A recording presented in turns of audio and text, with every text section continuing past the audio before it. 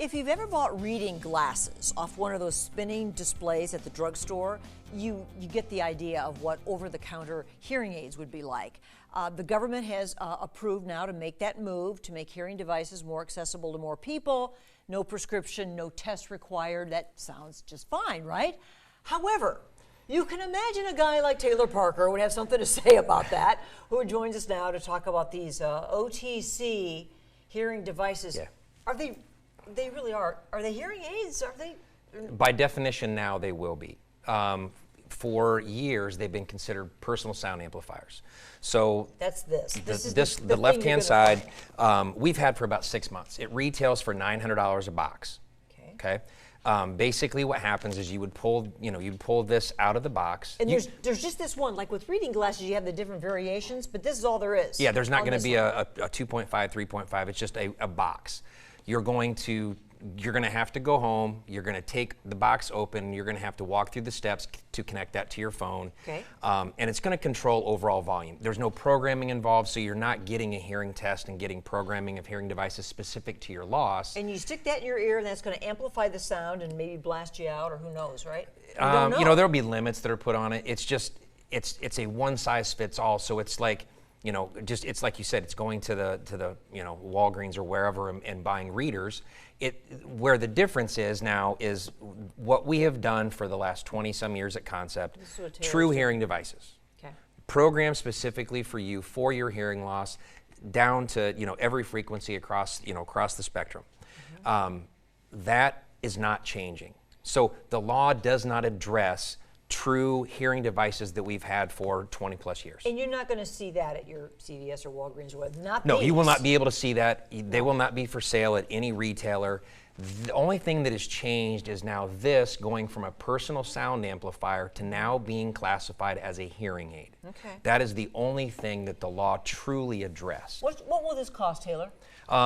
These retail for $900. So you're still going to pay $900 for this? Yeah, and I wouldn't personally give that to my dad. Okay. Because I know what this is. When we get stuff, I've tried these out. I've taken them home. Okay. We test things. We use them on patients. We have people come in and we get feedback because we want to know what. I don't have a hearing loss, so it's hard for me to gauge sometimes. What are people telling you? We've sold 2 in 6 months, or kept. 2 have been kept at home, not returned. It's just not what people are expecting or hoping or looking for. They're looking for the cure. Yes. But they try to go this route first, and they find that that's just not the route because the Band-Aid route. Yeah, think about it. It's like going to the optometrist and getting a vision test, getting glasses or contacts or whatever specific to you. Yeah. That's what this is. Mm-hmm. This is just going in buying cheaters for your ears. Well, that's it. I can see how the government thought, well, this will be. More people will be able to get something. And I'm sure there are people watching right now who are saying, but isn't something better than nothing if I'm deaf or going deaf? No. And here's why. Because, we've talked about dementia, we've talked about brain health, we've talked about all these things for the last few years that I've been on here. Just by amplifying sound is not getting the signal to the brain. The signal to the brain is the specific frequencies that you're lacking with a true, diagnosed hearing loss. By getting the exact, the specific frequencies to your brain is what is helping your brain health. That is not help. Think about like wearing earbuds. That's putting sound in, but it's not helping your hearing loss. It's just amplifying sound. It's just making it louder. Yes. So hopefully you'll hear something. Correct. But it actually can be detrimental, maybe. It can be, but again, there's supposed to be some limits put on what the output is. But in all honesty, even AirPods by Apple say that there's an output that stops amplifying. It's over 100 decibels, and as we've talked about before, anything over 85 can be damaging. So what the output is and what the where detriment is 2 different things.